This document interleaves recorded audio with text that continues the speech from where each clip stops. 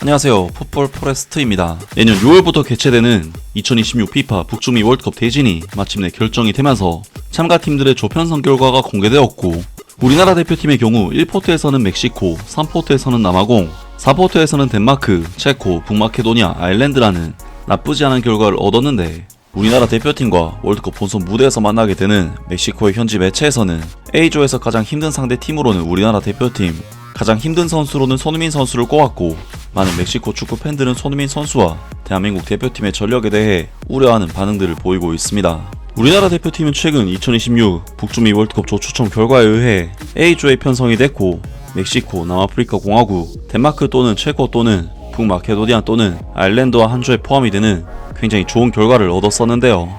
정말 우리나라 대표팀 입장에서는 최고의 월드컵 조편성 결과를 얻었다고 볼 수가 있겠는데, 물론 우리나라 대표팀이 이번에 상대하게 된 1포트 팀 멕시코는 우리나라 대표팀에게 월드컵에서 항상 이겼던 강팀이긴 하지만, 우리나라 대표팀 입장에서는 피파 랭킹으로 1포트를 차지한 다른 강팀들을 만난 것보다는 개최국 팀을 만난 것이 훨씬 더 좋은 결과임에는 분명하고, 당장 일본 대표팀이 1포트에서 네덜란드 대표팀을 만난 것만 봐도 1포트 배정은 분명 좋은 결과라고 볼 수가 있을 것 같은데요.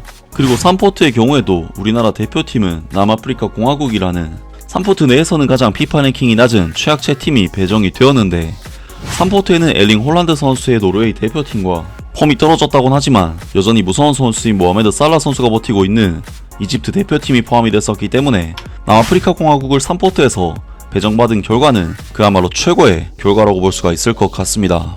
그리고 4포트의 경우 덴마크 또는 북마케도니아 또는 체코 또는 아일랜드가 우리나라 대표팀을 상대하게 되었는데, 사실 우리나라 대표팀 입장에서 1포트와 3포트에서 유럽 국가가 배정되지 않았기 때문에 유럽 플레이오프 팀과의 만남은 불가피한 상황이었고, 그러한 상황 속에서 가장 부담스러운 이탈리아가 포함된 유럽 플레이오프 A조가 우리 조에 포함되지 않은 것은 정말 천만다행이라고 볼 수가 있으며, 물론 덴마크나 체코, 아일랜드 같은 팀들이 까다로운 팀들이긴 하지만 충분히 잡아낼 수 있는 수준의 팀이라고 볼 수가 있겠습니다.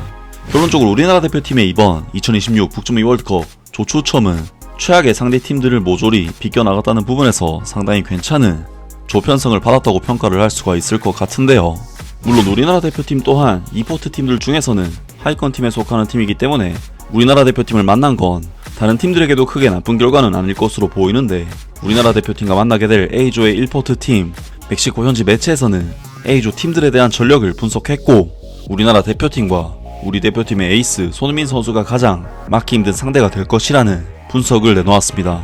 멕시코 대표팀은 이제 2026년 월드컵에서의 여정을 알게 되었다. 멕시코 대표팀은 아스테카 스타디움에서 피파 랭킹 61위 남아프리카 공화국과 개막전을 치르며, 이전 대회에서의 개막전 매치업을 다시 치르는 것은 이번이 처음이다.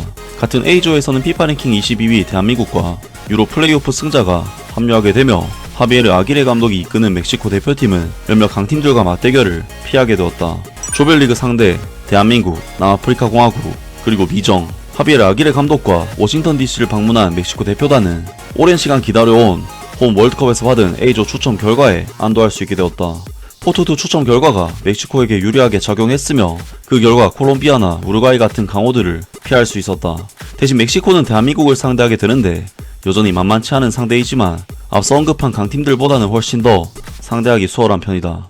멕시코는 피파 랭킹 61위인 남아프리카 공화국과 개막전을 치르게 되며, 이는 포트3에 속해있던 노르웨이에 비해 훨씬 수월한 대진이다. 조별리그 마지막 경기는 아스테카 스타디움에서 열리며, 상대는 덴마크, 북마케도니아, 아일랜드, 체코 중 한 팀으로 2026년 3월에 열릴 플레이오프를 통해 결정된다.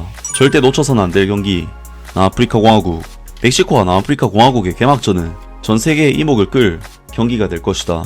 비록 이 경기가 멕시코가 조별리그에서 상대하게 될 가장 수월한 경기가 될 수 있지만, 월드컵 개막전이라는 특유의 긴장감과 부담감에도 불구하고 멕시코는 승리로 대회를 시작할 것으로 기대된다.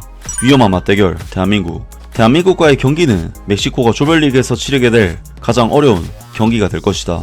이 경기는 두 번째 경기로 일정에 잡혀 있으며 과달라하라에서 열릴 예정이다. 만약 멕시코가 개막전에서 승리를 거두지 못할 경우 이 아시아팀과의 대결이 월드컵 전체 여정을 좌우할 중요한 분수령이 될 수 있다. 두 팀은 이미 9월 A매치 기간 중 한 차례 맞붙었으며, 그 경기는 산티아고 히메네즈의 극적인 막판골로 멕시코가 2대2 무승부를 기록하며 가까스로 승점 1점을 챙긴 바 있다. 주요 경계 대상 선수 손흥민. A조에서 가장 큰 위협은 대한민국 출신이자 현재 LAFC에서 활약 중인 손흥민 선수다. 이 사실만 보더라도 멕시코가 이번 조 추첨에서 얼마나 운이 좋았는지를 잘 보여준다. 비록 올해 유럽 무대를 떠나 메이저리그 사커로 이적했지만 손흥민은 여전히 세계적인 수준의 선수로 남아있다. 만약 덴마크가 플레이오프를 통과하게 된다면 멕시코는 크리스찬 에릭센과도 맞붙게 될 수도 있지만, 그렇다고 해도 멕시코는 다른 대표팀들의 더 위협적인 스타들을 피한 셈이다. 반드시 이겨야 할 경기 남아프리카 공화국.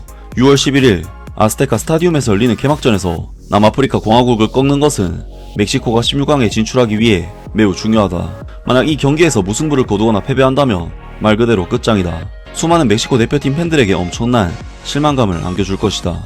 반대로 승리하게 되면 전국적인 축제가 벌어질 것이고, 하비에르 아기레 감독과 선수단에게도 큰 자신감과 동기부여가 될 것이다. 라면서 멕시코 현지 매체에서 이번 북중미 월드컵 A조 편성 결과에 대해 분석을 내놓았고, 남아프리카 공화국을 상대로는 반드시 승리를 거둬야 하며 대한민국 대표팀과의 경기가 최대 고비이자 난관이 될 것이라고 전망했습니다.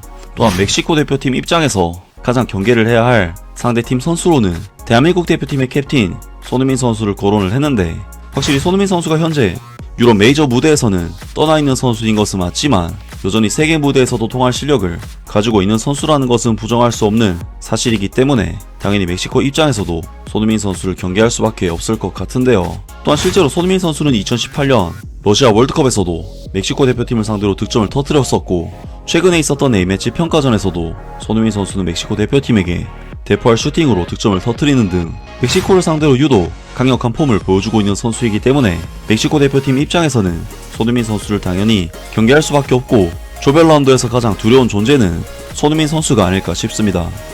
그리고 많은 멕시코 축구 팬들은 우리나라 대표팀과 손흥민 선수에 대해 경계하는 반응들을 보이고 있는데요.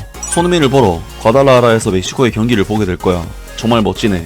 아크론 스타디움에서 열리는 멕시코 대 한국 경기. 멕시코 대 대한민국. 우리는 손흥민 같은 멕시코의 형제와 맞붙게 된다. 2018년 그의 골로 멕시코 대표팀이 다음 라운드에 진출을 했었지. 어쩌면 치차리토보다 우리나라를 위해 더 많은 것을 해준 선수야. 과달라하라에서 우리의 상대가 정해졌다. 멕시코는 월드컵 두 번째 경기에서 대한민국 대표팀과 맞붙게 되며 이 대결은 엄청난 열기를 예고한다. 방문팀인 한국은 스타 선수 손흥민과 함께 경기에 나서며 이 경기는 아크론 스타디움에서 가장 기대되는 맞대결 중 하나가 될 것이다. 멕시코는 한국과 맞붙으며 지금까지의 전적에서는 우리가 확실한 우세를 보이고 있다. 총 14번의 맞대결 중 멕시코가 9승, 한국이 4승, 나머지는 무승부였다. 한국의 핵심 선수는 바로 손흥민이다. 손흥민 덕분에 대한민국에게 제대로 혼쭐이 날 것 같네. 완전 압도당할 수도. 현실적으로 말하면 승점 2점밖에 딸 수 없다. 남아프리카 공화국과 유럽팀에게는 비기지만 한국에게는 진다. 그리고 3위 팀 중 최하위라는 이유로 조별 라운드에서 탈락한다. 만약 아일랜드가 2조에 들어온다면 예상 순위는 이렇게 될 것 같다. 한국 승점 7점, 아일랜드 승점 6점, 멕시코 승점 4점, 남아프리카 공화국 승점 0점. 2010년 남아공 월드컵 때도 남아프리카 공화국은 강팀이 아니었지만 우리가 겨우 비겼었다. 한국은 이미 아시아에서도 오랫동안 최고의 축구 시스템을 구축해왔고, 손흥민 같은 게임을 바꿀 수 있는 특별한 선수도 있다. 이런 팀을 쉽게 볼 수는 없다. 등등 많은 멕시코 축구 팬들이 우리나라 대표팀과 손흥민 선수의 전력에 대해 경계하는 반응을 보였습니다. 아무튼 우리나라 대표팀은 정말 말도 많고 탈도 많았지만 상당히 우위를 점한 상태에서 월드컵 본선 무대에 도전하게 되었는데요. 과연 우리나라 대표팀이 내년에 있을 월드컵에서 어떤 성과를 얻게 될지 기대를 해보겠습니다. 아무튼 이번 영상은 여기까지고요. 저는 다음 영상으로 바로 찾아뵙겠습니다.